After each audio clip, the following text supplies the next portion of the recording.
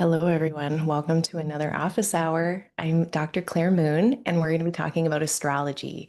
And we're going to be doing that for about 1 hour, give or take. I'll take all of your astrology queries and questions live here. If you catch this later, you can always send me questions for next month below in the comments. But if you're here right now, hello, welcome. I do have a chat over at the right-hand side of the screen. And so that's usually where we all kind of convene and ask questions. Feel free to put them in there. I do have actually several prompts already set for today. So we're actually going to, let me grab my notes.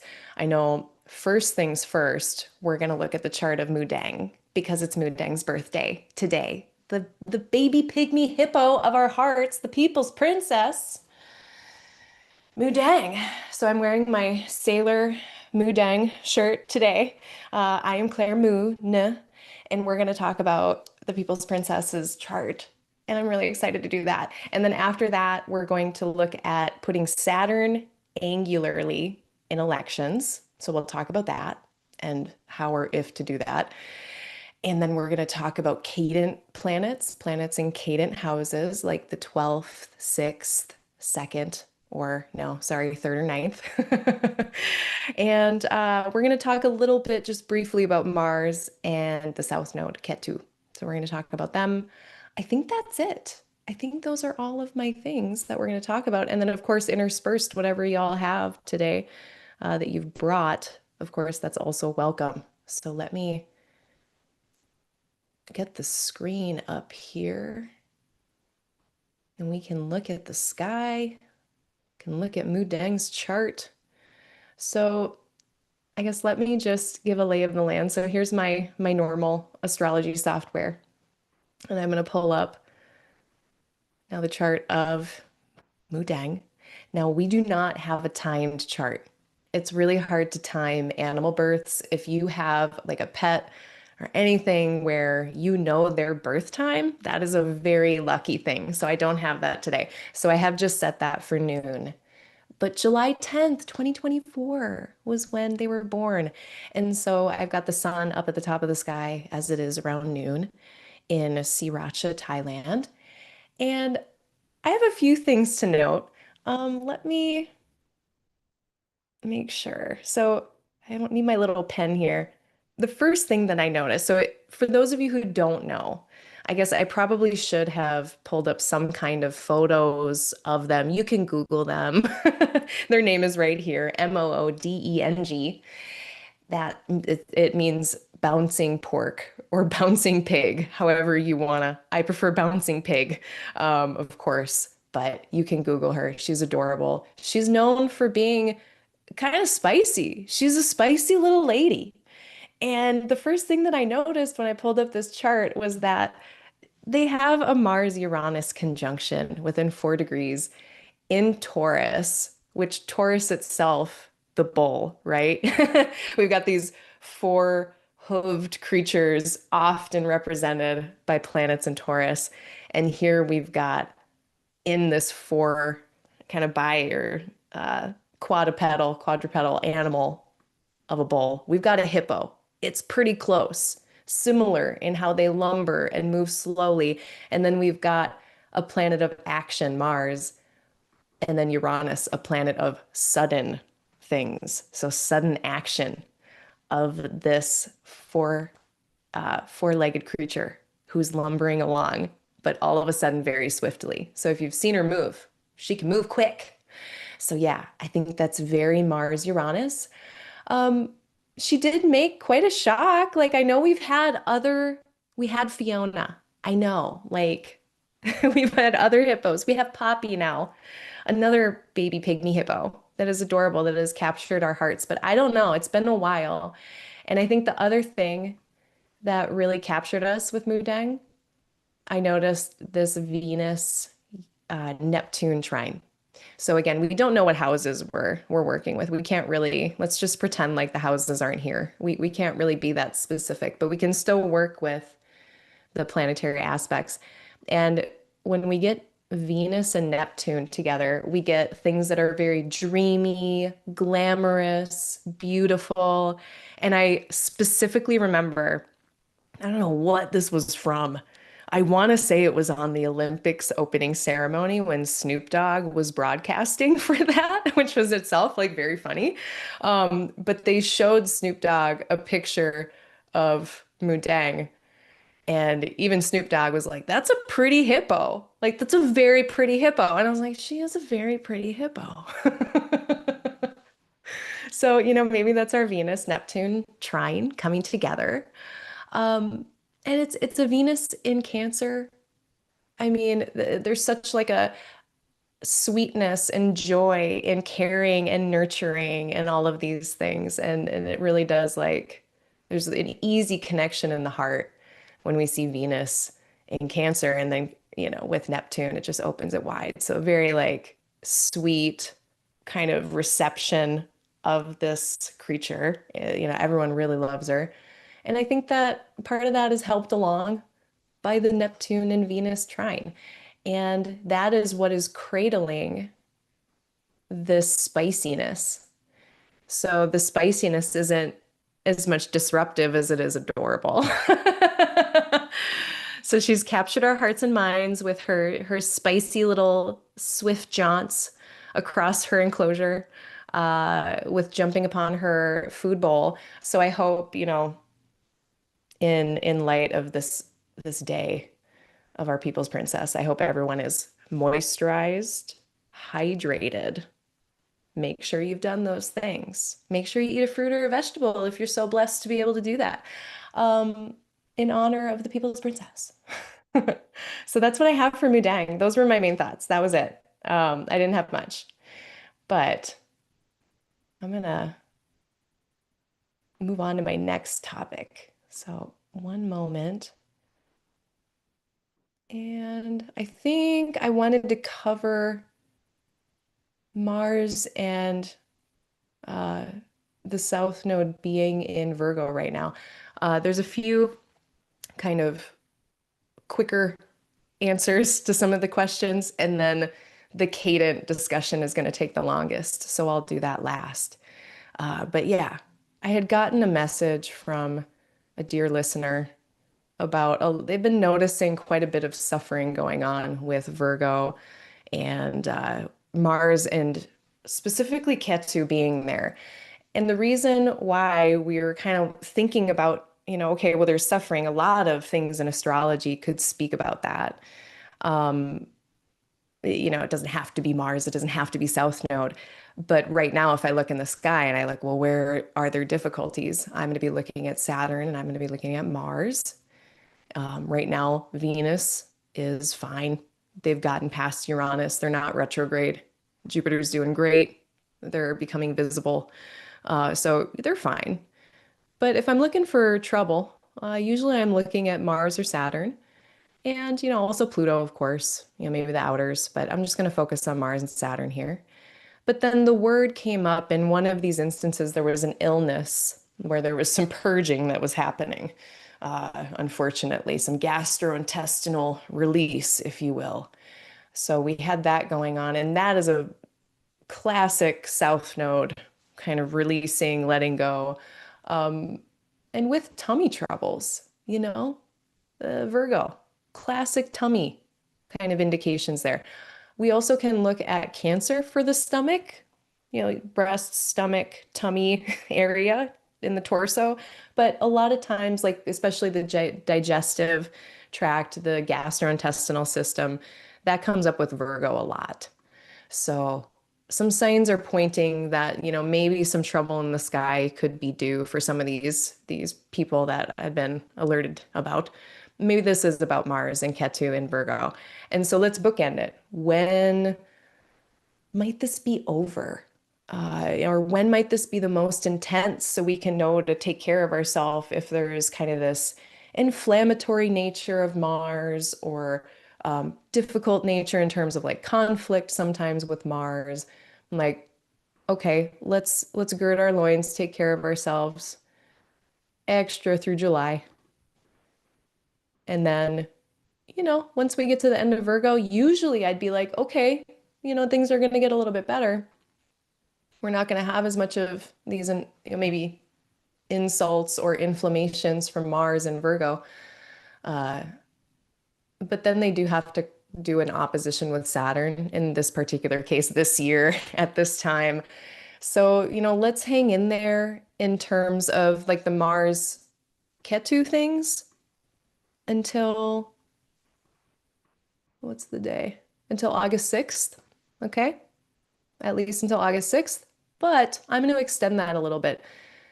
If there's difficult things going on in people's charts, especially in the house topics that have to do with Virgo and eventually Libra here. So, look to your chart, find your rising sign, look to the house that has Virgo. Those are the life topics where you might be noticing some challenges. Those challenges should be wrapping up by mid-August at the latest. So hang in there till mid-August. If your friends are struggling, do your best to support them until mid-August.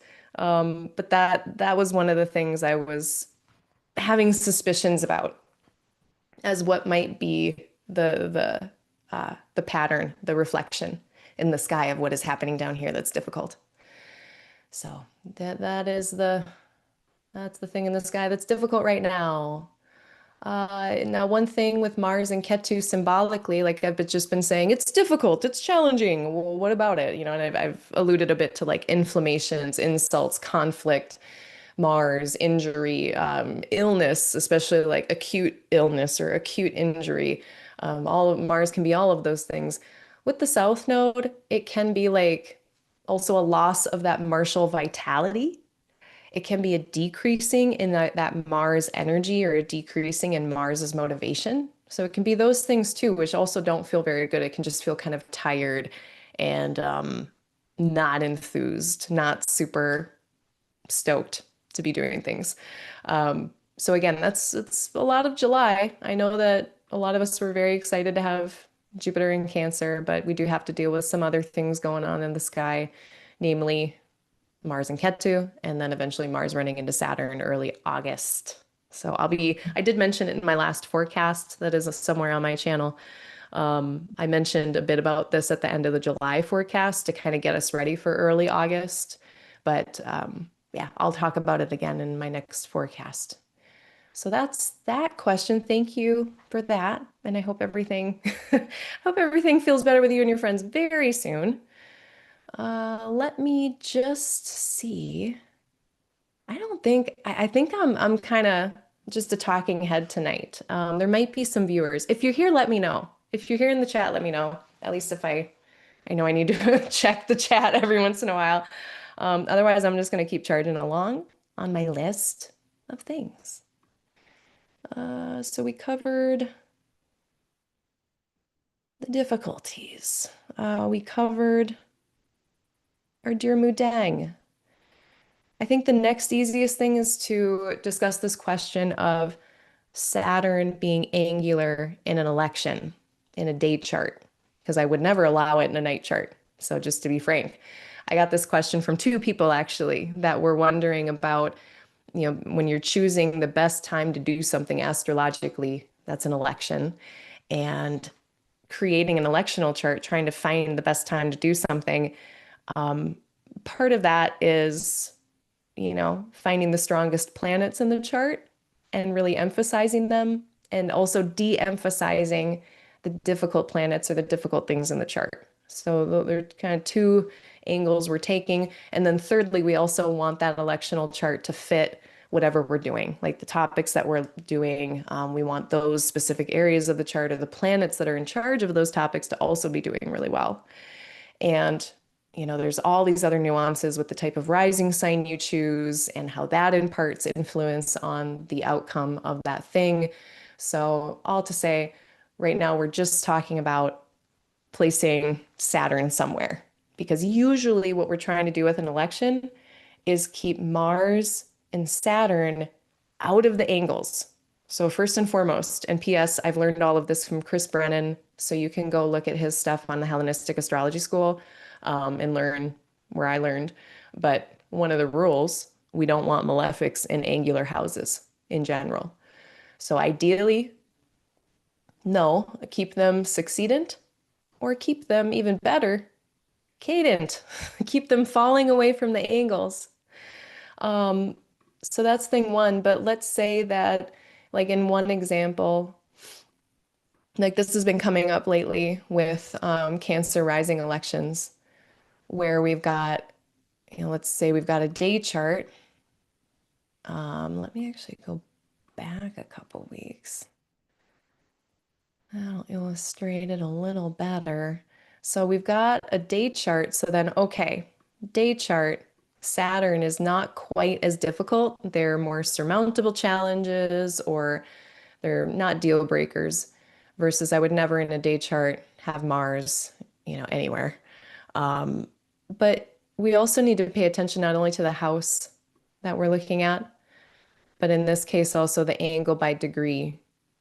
So here the midheaven is at 8 degrees of Aries, and we see that Saturn right here at this time and date is now falling away from the angle. So actually, maybe I should have talked about Cadent stuff earlier and done this second, but that's okay. So let's watch. I'm going to animate it here. Let's watch Saturn do their primary motion as the Earth spins and as these planets move around. We can watch the sun rise. We can watch Saturn setting. The sun is rising to the top of the sky. And we can watch the sunset. There's the sun setting. There it goes. Oh, now Mars is going to set, right? So that's the motion that we're looking at. That's primary motion. So things rising over the horizon, culminating at the top of the sky. The sun is there around noon, and then setting, doing their underworld journey for the night, popping back up again. That's the movement that we're looking at. So right here now in this example, now Saturn is on the other side of the midheaven. So Saturn is now, they're very powerful in this position. But if we move things ahead and we get Saturn on the other side of the midheaven, now Saturn is falling away from the top of the sky. So there's a difference here in these things. So even if, so let's say we've got the midheaven at 0 degrees of Aries in this case, Saturn is angular by house and angular by degree, and they are at their max kind of emphasis. So being tied to an angle really emphasizes a planet. So here, Saturn's topics would be very emphasized. So as well as, in this case, the 8th and the 7th houses. So let's say you are a death worker and you have clients and a business. This chart might be great, you know? If you work with complex finances. Well, not great. This is a horrible Saturn. It's not a good chart. But it would be fitting. It would be fine in terms of fitting. So that's one kind of thing to consider. But it's like, do I really want Saturn emphasized, prominent? And usually not. So then can I at least move it ahead here and get the midheaven on the other side where now Saturn is falling away? And even better, get Saturn unconfigured by 3 degrees. Get them further than 3 degrees away from an angle. And that also, don't forget to, make sure as well that Saturn is not configured to the ascendant, because then eventually, at the very end of Cancer, this ascendant degree here is going to start to lock into Saturn a little bit. So you got to be careful about that. But all to say, it's okay to have Saturn up here, especially if it fits for your purposes. I would wait, I would hope that I would have Saturn and not Aries in a better condition. Wait till this fall, maybe when they're in Pisces, that might be better. But all to say, just the question of angularity. Is it okay to have Saturn in a day chart angular? It can be okay. And if I can get them falling away from that angle, that's great. That helps because it de-emphasizes them. It makes, in this case, Saturn less loud, less obvious, less vivid. Now, let's say we have a nice Saturn, and I have an example of this. Someone else asked specifically about Saturn in a day chart on the rising in the first house. Yeah, and it's actually what I used for my website. All right, which is still up. 5 years running. My website's still working. My business is still going. And this was kind of, for me, it was not only it was a business election, but it was also because the website is such a huge foundation of my business and my practice. It's how I kind of put my shingle out there. But it was also a ninth house election because of mass communication, kind of a 10th house election because of public stuff. So I was wanting to consider, all those in what I chose.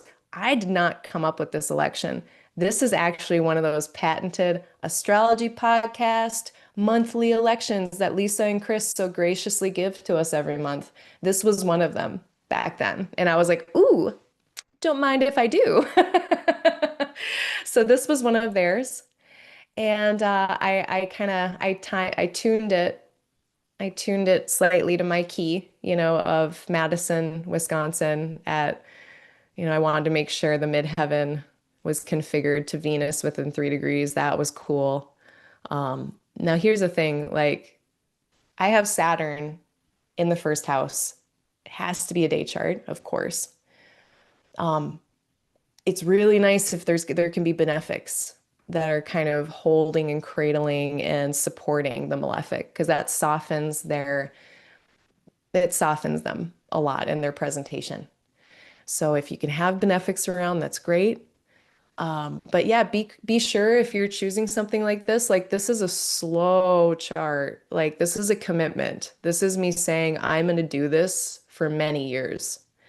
And this website might be something that, you know, it takes a long time, or this business takes a long time for me to have it be really fruitful or something like that, or really take hold. Like I have to stick with it for a long time with this chart. So, and Saturn is hard work. It's serious, it's disciplined, it's consistent in Aquarius. So I have to be ready then to invoke all of those things if I'm going to choose Saturn here.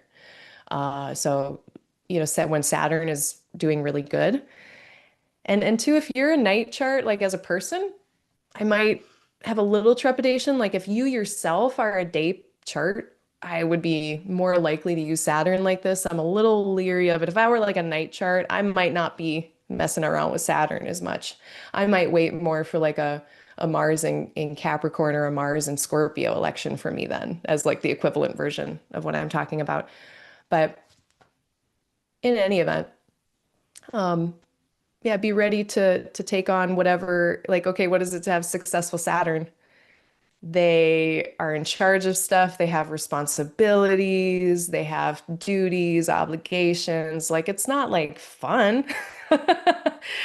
So, be ready for that if you're gonna put Saturn on an angle. And, especially if you're gonna be like me and risk having Saturn configured within 3 degrees of something too, by that degree of the angle. Yeah. So short answer, you can, as long as it's a day chart, as long as it fits, as long as you're prepared to invoke Saturn, as long as it's a good condition Saturn. So like for instance, actually let me go back. So let's say like you are dealing with trying to do like a Cancer rising election and like when we had before this Saturn in the 10th, this Saturn, no, thank you. I'll take a Saturn in Aquarius or a Saturn in Capricorn in an election. I would not highlight at all. I would try to de-emphasize as much as possible this Saturn. I do not, even in a day chart. Even in a day chart, this Saturn being in fall, I don't trust it up there. So I would actually, one big caveat then would be I'll allow it if Saturn is in good condition. And if they are not in good condition, then it's extra important that we make sure the midheaven is not configured within 3 degrees or the ascendant, descendant. I see all of them. And also, if you can, make sure that Saturn is on the other side of the angle by degree. And then that speaks to them losing power, less strength, less loudness. Final answer. Good luck. Ah. Oh, elections. I love them, and I feel like they don't love me back. All right. Hello, everyone. There's some folks. Hello, Fairy Gothmother. Excellent name. Hello, Reverend Kai. Good to see you. Uh, Yeah, we got some Wisconsinite. We got Astrolofax. Welcome back. Hello. Okay. Yeah, let me know if anyone has any questions, but otherwise, no expectations of participation. You can absolutely just hang. Let's see. What's next? Let's talk about uh Cadent. We'll do that, and then we'll do the zodiacal releasing one. I have a zodiacal releasing question. Um, so first things first, I'm actually going to have to, because someone asked, the question was how to delineate or interpret a planet in a cadent house. And I feel like in order to answer that question, um, I need to explain angularity. So this is going to be a primer of the house significations. So where do these houses, where do those significations come from? They come from three things. And this is another Chris Brennan thing that I learned from him. It comes, the significations of the houses come from angularity, which I'll talk about and describe in a second, the configuration of that house to the rising sign. So like the fifth house is in a trine to the rising sign. And then also the joys scheme, the planetary joys, as in Venus has their joy in the fifth house. And so pleasure and delights and gift giving are part of the fifth house. And the moon has their joy in the third. The moon is our fastest traveling planet. We see it running around the sky every month. And so the third house ends up being about short distance travel, not because of Mercury, but because of the moon having their joy in there. I mean, it can be Mercury too if you want, but from a Hellenistic perspective, if I'm looking through that Hellenistic lens, we're going to get that from moon having their joy in there. So the houses come from these three things. That first thing I mentioned, angularity, that helps to describe a house. And in terms of its power, how much strength the planet will have when they're in there.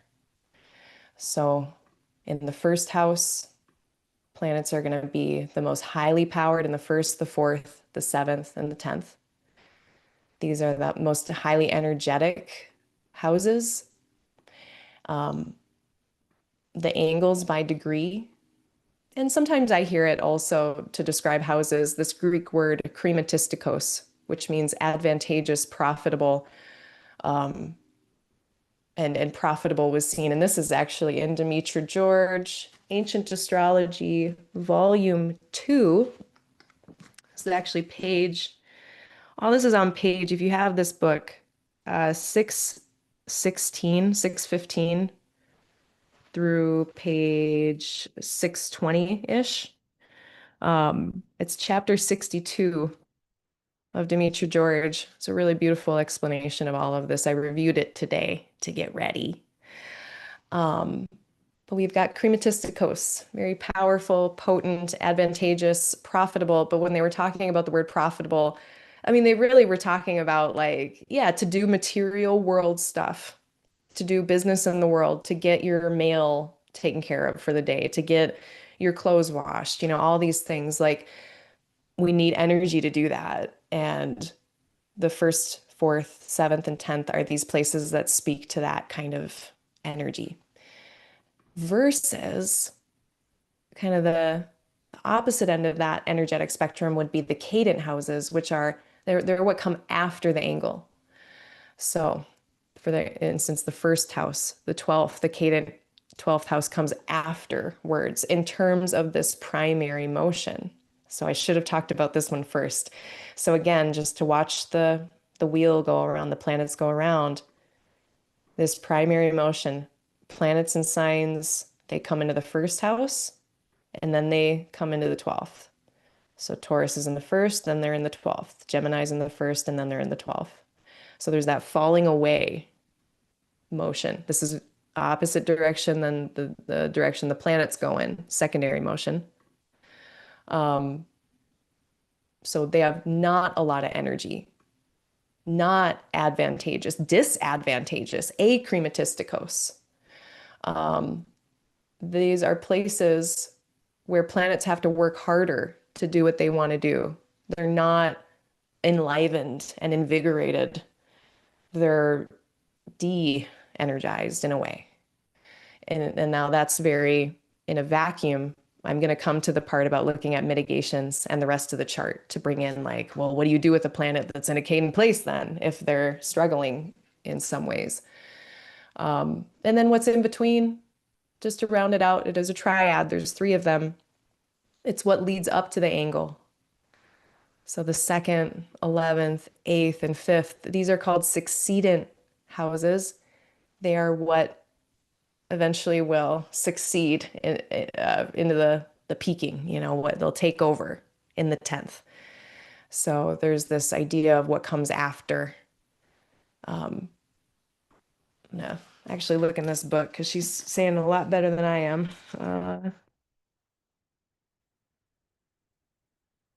Here we go. Greek term for succeedent is a panaphora, which in an astronomical sense literally means to rise up towards.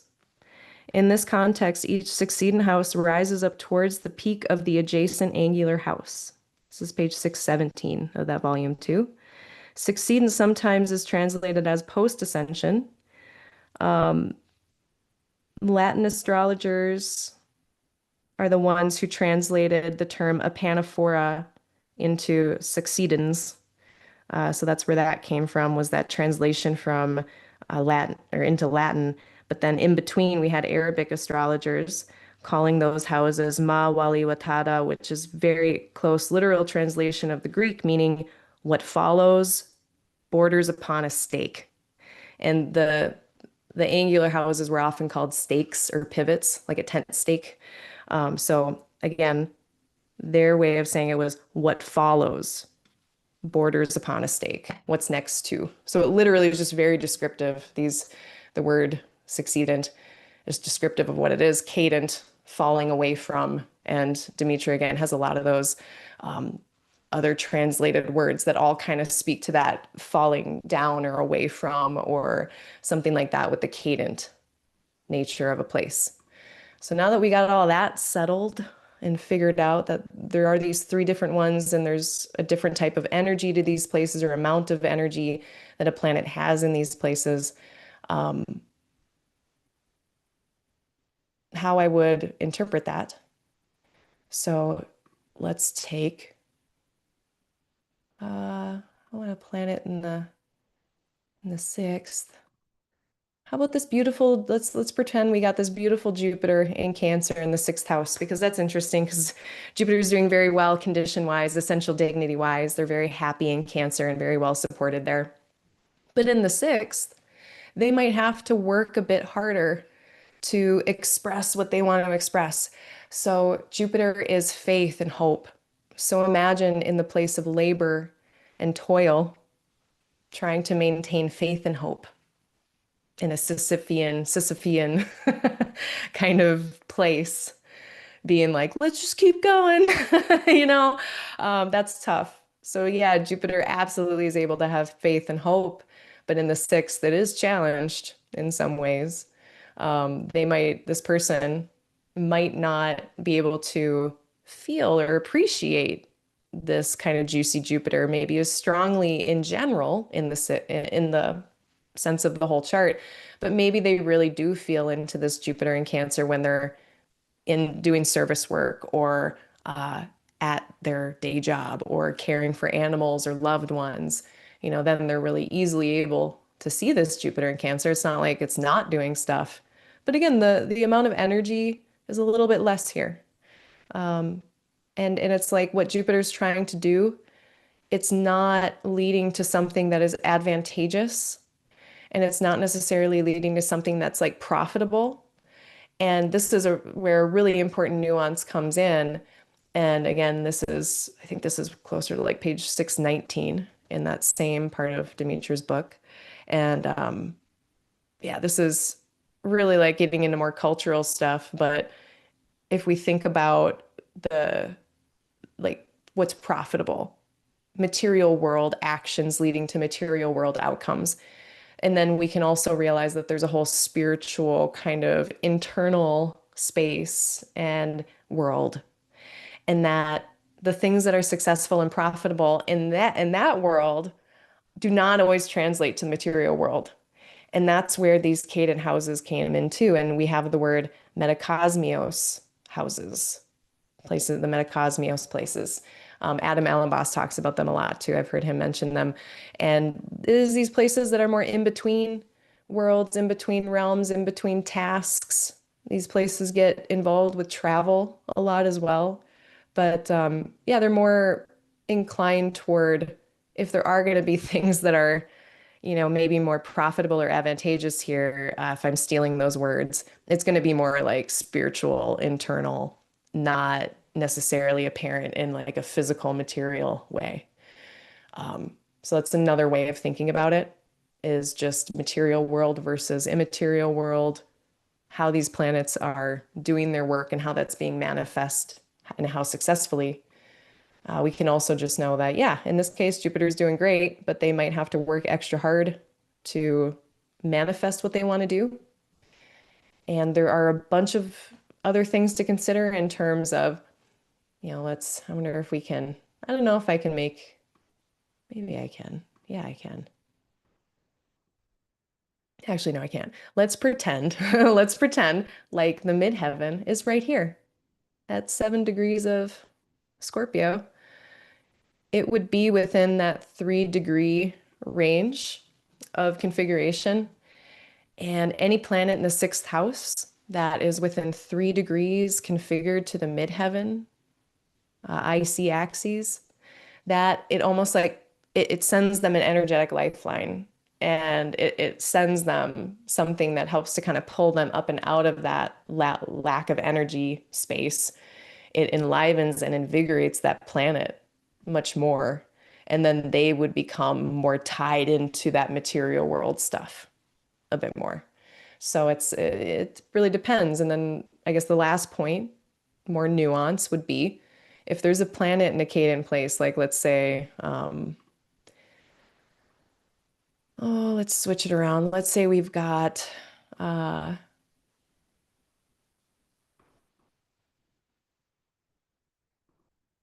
Mars in Virgo. No, let's do, oh, I won't think too hard about it. Okay, so let's say we've got Mercury in the 12th. So the 12th is a Cadent place. And yeah, that's a struggle for them. They're going to have a harder time exhibiting what they want to do, manifesting what they want to do. But then I have to ask, is there any help? Are there any other planets that can help that planet in the Cadent place? And can the ruler see them?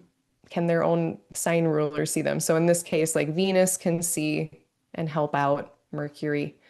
But unfortunately, the sun cannot really see Mercury. Mercury's ruler cannot see it and help it out in the 12th there. So that's not going to be any mitigation to the condition of that planet. But yeah, definitely look at the rest of the chart and try to find, what is the lifelines that we have into that cadent place. So here, if we've got like Sun, Jupiter in Cancer in the 12th, their ruler, the moon, can see them. So that's a lifeline. Then we can say maybe there's something over in the sixth house that helps us tap into what those planets are doing in that other cadent place. So there are ways that we can work with the rest of the chart that can make it not such an isolated thing.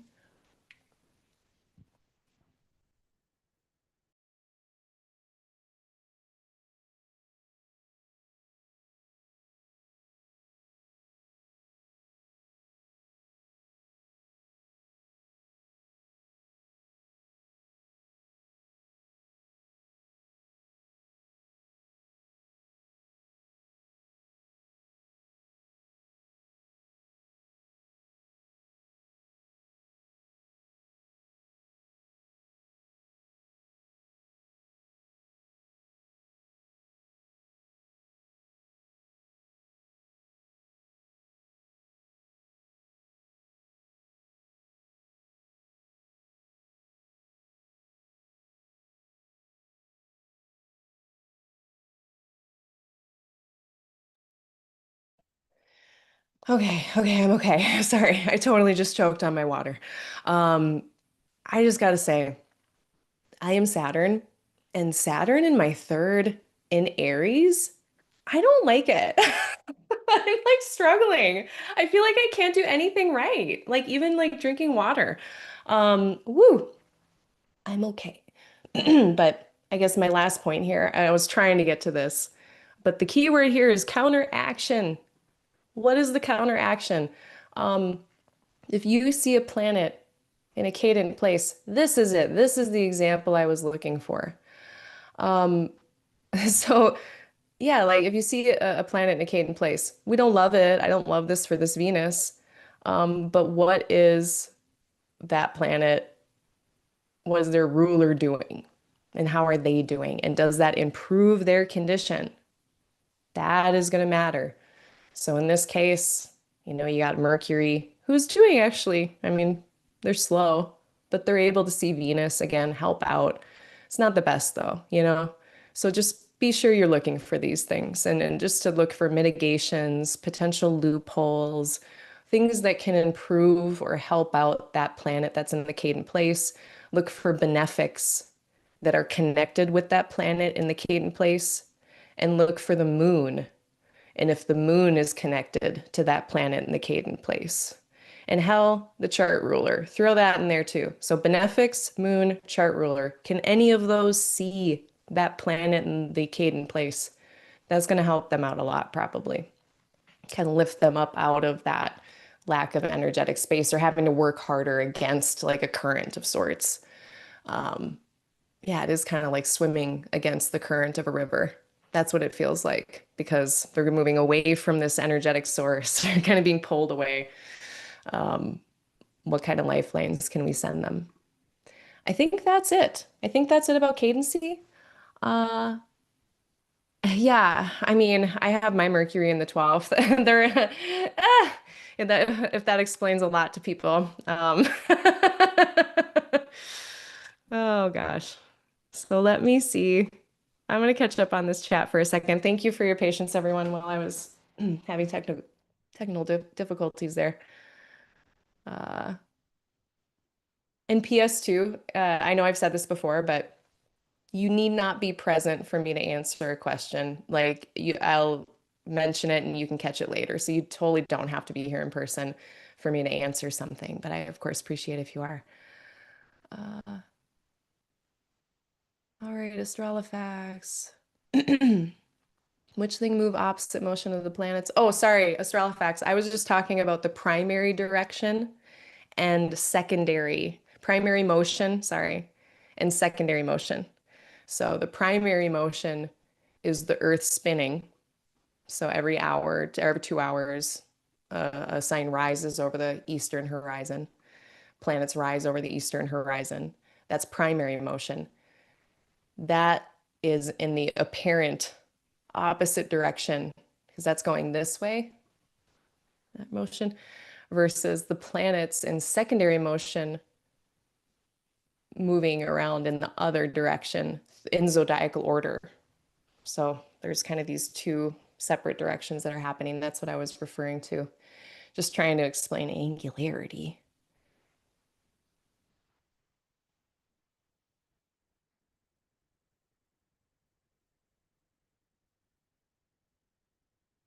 Oh, that's such a beautiful interpretation. So, ill adorning fall says they've got some benefics in the sixth, and it's part of why they find joy and beauty in daily routines. That's so great. And I actually recommend that to people. I'm like, it sounds kind of unsexy and anticlimactic to be like, it's about the little things, like have little enjoyments in your daily life. It's like using the bath bomb, not just taking a bath. And so, like, if you've got, like Jupiter in Virgo in the sixth and like bullet journals give you joy. Yes, never change. That's perfect. Um, yeah, that's a great example. All right, we got a question. What about 5 degrees Pluto in the sixth? Oh, so if you've got like some outers, I mean, I need to see the whole chart for that one. I need to see the whole chart, I think. I don't know what to say about that other than they are in a square. And so that's going to be a whole. That's going to be a whole thing. If they're going direct, that would mean usually Neptune is faster than Pluto. So Neptune would be moving away from Pluto, which is, I would figure that out. That's important to note. Because if they're moving into each other, if that, or no, the eighth and the sixth, that's a sextile. Either way, see if it's an applying aspect or a separating aspect. That's going to tell you how strong it is. If it's an applying aspect, if like Neptune is moving into Pluto, then that's going to be stronger. If Neptune is moving away from Pluto, then especially as you age, that aspect will get more and more and more chill. Um, yeah, I think that's all I can say about that. It is a sextile. It doesn't matter. The point is, I need to see the whole chart, but the one thing I can say is figure out if it's applying or separating. I don't know if they're retrograde or what. Uh, and I mean, maybe I'll take that one for next time. That'll be a fun little modern digression. I want to like think about it though, and brainstorm some interpretations for Neptune and Pluto together. I've got a bunch that I can get a whole spectrum. I've got good stuff about that. I got gnarly stuff about that. But yeah, I'll revisit that next month. I'm sorry to delay it, but I want to take some time with that. But yeah, in the meantime, at least you can kind of like figure out the potency by looking at the applying or separating.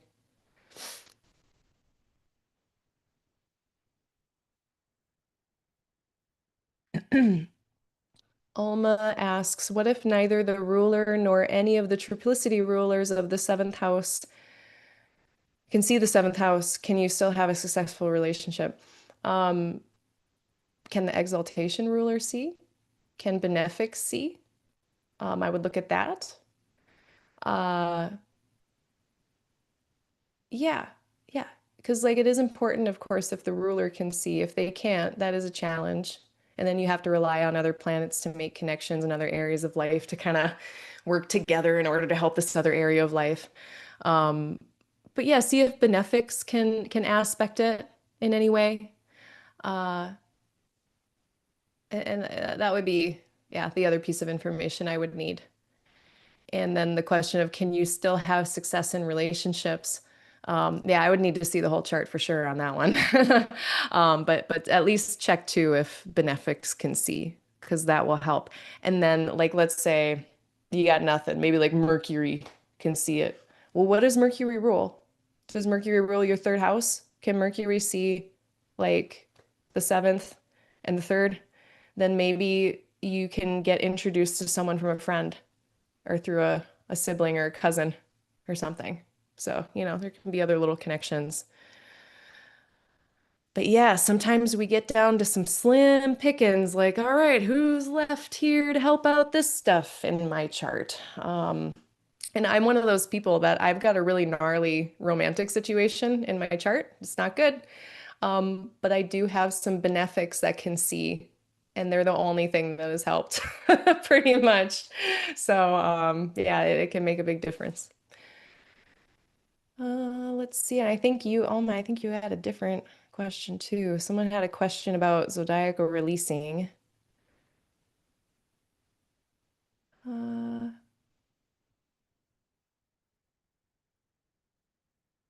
yeah. So there was a question about zodiacal releasing. Let me see if there's anything else before I move on. Nope. So someone has a Saturn in Capricorn in a night chart. Hmm. And that is going to be their level one ruler in their lot of spirit. So I'm sorry if that's Greek to folks, but if you know zodiacal releasing, this will make sense. So we're looking at lot of spirit. Lot of spirit can be about career.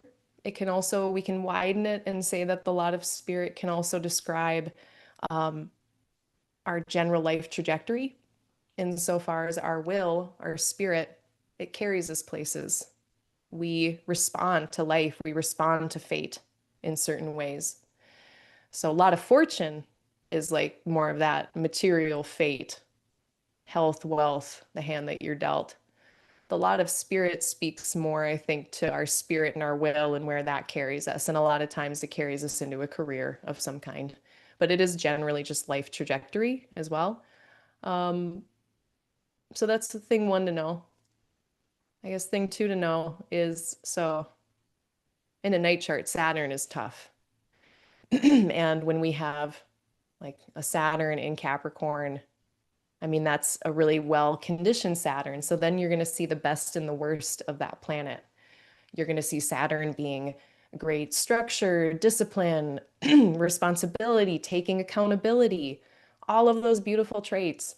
Being able to be competent in high pressure situations, being in charge of a lot of people's stuff, having a lot of responsibility, which starts to get kind of into Venn diagram with the difficult Saturn stuff. So, what is it to have too much responsibility?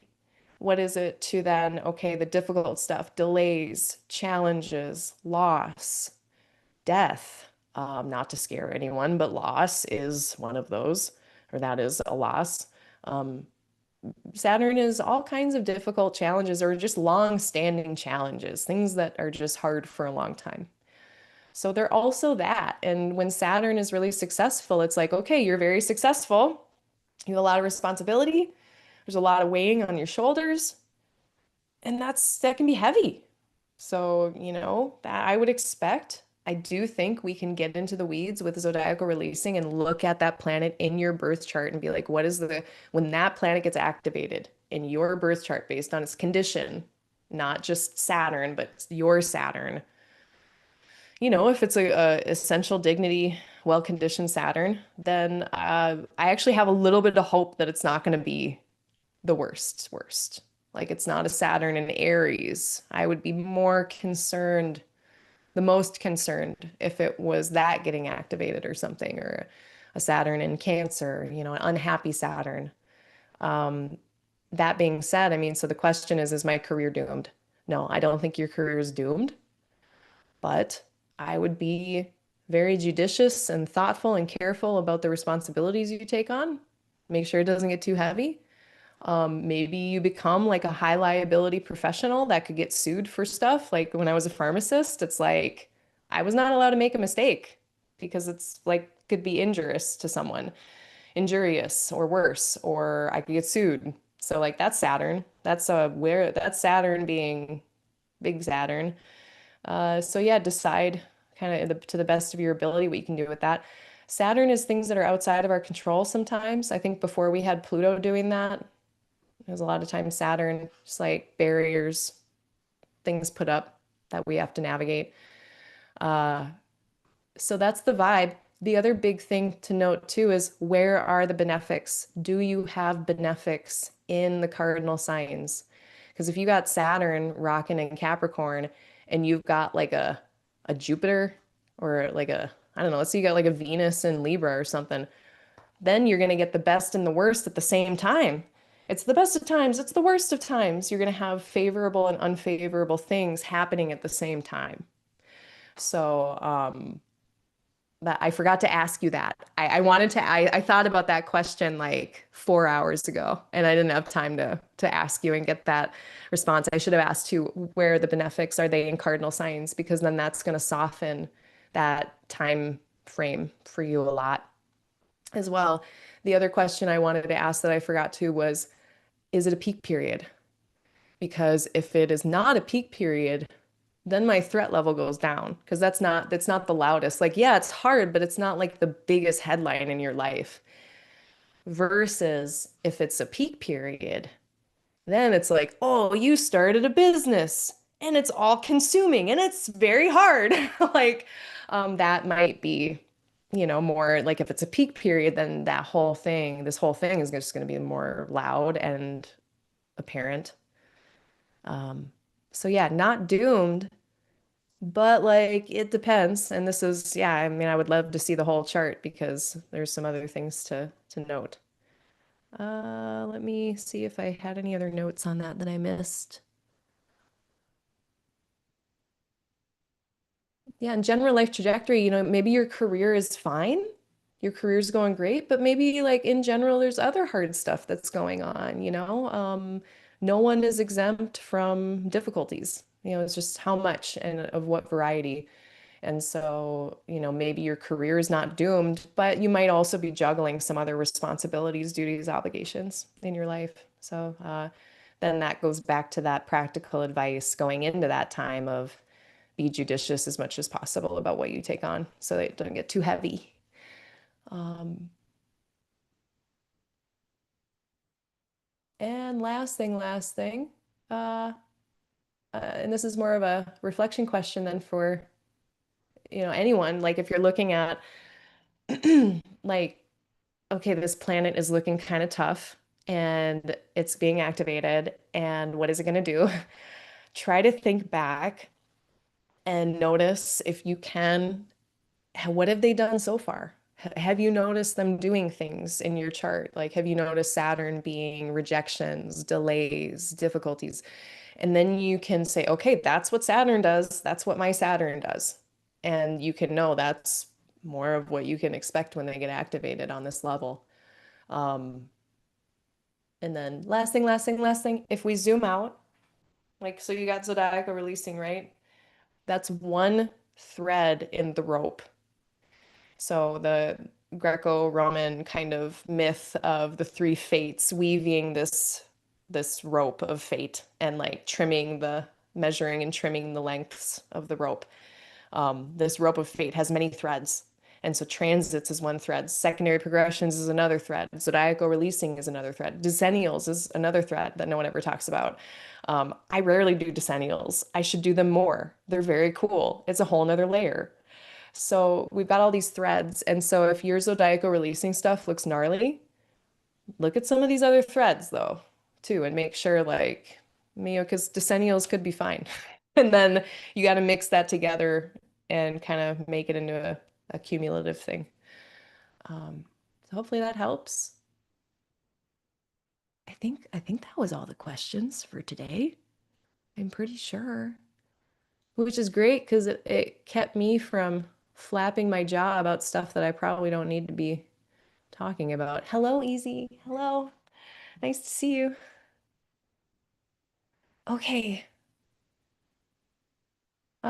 Someone's asking, I heard grand trines are meant to represent easy flow, but what if two in the trine are malefics? I have Saturn well placed in Cap, Mars in Taurus in a night chart. Um, yeah, there's some nuance in there. It's not just going to be easy. When you've got malefics in a grand trine. So a grand trine, it's just trines. It's three trines. So I'm kind of curious who the third person in that thruple is. I got, what'd you say, Saturn, Mars, and someone else. Um, it's free flowing energy. So there's nothing really holding back this energy. It's like people who speak the same language, the same dialect. They grew up in the same neighborhood, so they got the same like inside jokes. Very free flowing energy, right? But yeah, it's like what energy is free flowing? Is it Pluto? Is it Saturn? Like who is it? And so Saturn's energy and in this case, this might be very constructive. I personally love a Saturn Mars trine where Saturn is in the overcoming position. I'm a day baby. A night baby might like it the other way around. I don't know. But Saturn sends easily then their stuff trickles down into Taurus. So for you, Saturn is sending their rays of discipline, of hard work, of, you know, restraint to Mars. So that's usually Mars kind of in those situations, it's like the motivation and energy of Mars gets channeled. They put some rules around it. It's like, oh, I got this energy and I'm going to use it between the hours of 4 and 6 p.m. because that's convenient for me. We're channeling the energy. It can be kind of constructive. But from Mars's point of view, it's probably pretty annoying. They're already slowed down in Taurus, and now they're getting a lot of free flowing, like Saturn being like, slow down, hold on. And they're like, I'm already slowed down. How much slower can I go? So I'm not sure how much Mars is going to dig that whole situation, but I would say it's not as simple as it's constructive. It's always going to feel good if it's in a trine. I think sometimes trines can be like, yeah, what's free flowing? And does it feel good or not? Like, what is that doing? And so we would have to have a conversation for me to kind of know what are those planets doing and what's your quality of life. But yeah, it's not as simple as just trines good. Yeah, it does, you're correct, to question the ingredients in the recipe. Let's see. Really good question.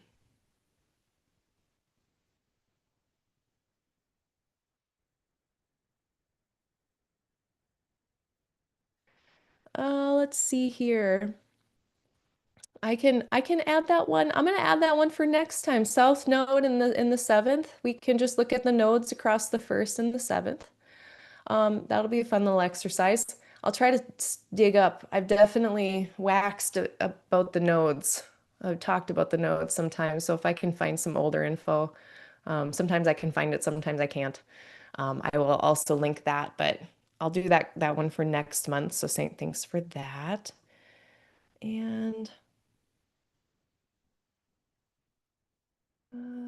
the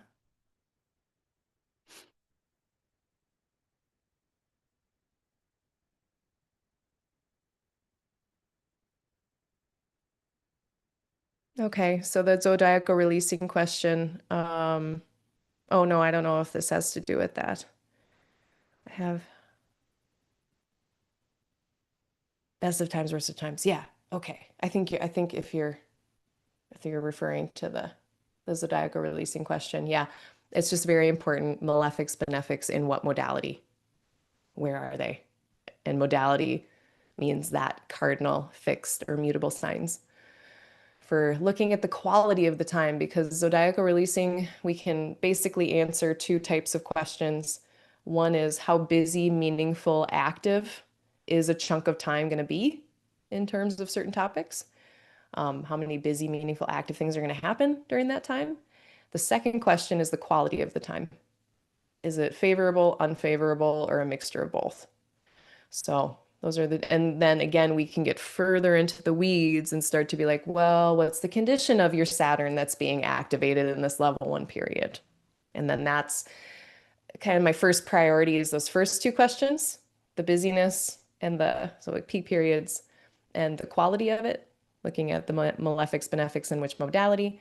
And then the next part of that analysis, if necessary, is to look into, yeah, the condition of those planets and what that, well, it's pretty much always necessary, but I don't always explicitly talk about it, of like getting into the weeds of, yeah, what are the condition of those planets and places that are being activated? Okay, friends. Wow, that was like I was really surprised I got that many responses for this time. And we got through all of it. So that's great. Thank you so much for being here, everybody, and your energy and your questions and your responses. I really appreciate it. I think, did I actually schedule my next forecast? I think I did. Yeah. It's really at the end. I always try to elect my forecasts, but it's not always a good time. So I appeared to have waited until the 31st of July at 10:30 a.m. for some reason, Central Time, 11:30 a.m. Eastern Time. I don't know what I was thinking with that one. Surely astrological reasons. I'll actually be live for people who are in Europe or beyond in those time zones. So if you want to check me out, that'll be the next time I'm live is July 31st. And then I'll see you next month. I do this once a month, this question and response time every second Thursday at 7 p.m. Central, 8 p.m. Eastern Time. Those are my two things that I do. Otherwise, I am doing readings. I see up to 8 to 10 people a week. I've got spots. I never really close my doors, they're always open. I have a sliding scale. If you're looking at my bookings, www.aligninglightastrology.com, and you're like, all of that's too expensive, please look at my sliding scale. And or if you are someone who has been oppressed by society, you probably qualify for my sliding scale as well, which is my opportunity to give back. So I do this for a couple reasons. You can read all about it on my FAQ on my website, but that's another option. I'm not going to be doing as many discount codes. I've decided to just kind of be like, here's my prices, but I have a sliding scale. And I'm pretty much able to work with anyone. Like, I don't do trades, but like, I'm very flexible. I do because I very much believe in this tool and I don't want anything to get in the way of people having access to that. So you can read all about that again on my website, www.aligninglightastrology.com. I'm Claire Moon. You can like this video or subscribe if you want to keep up with stuff on YouTube. I also have a newsletter you can sign up for on my website. I probably have a link below. And I send out one newsletter a month around when the sun ingresses into the next sign. And it's kind of my one-stop shop for all my events, everything that's going on, all the work that I've done. My content creating has just tanked. I don't know what's going on. I am not seeming to be able to get to my creative projects. I've got a few too many irons in the fire. I don't know. I keep trying. It's like I feel like I'm running through quicksand. Maybe this is Saturn in Aries. I'm not sure. Um, Hang in there. I'll have another piece of content eventually. I try to do one a month. I have not been keeping up with that the last 2 months. So, there's nothing going on. I'm just slow. Okay, I think that's all of my announcements. Please stay safe out there. Um, it's the middle of July. Happy birthday, Moo Deng. And send me an email if you got any questions. My email, aligninglighastro@gmail.com. All right, I love you all. Till next time.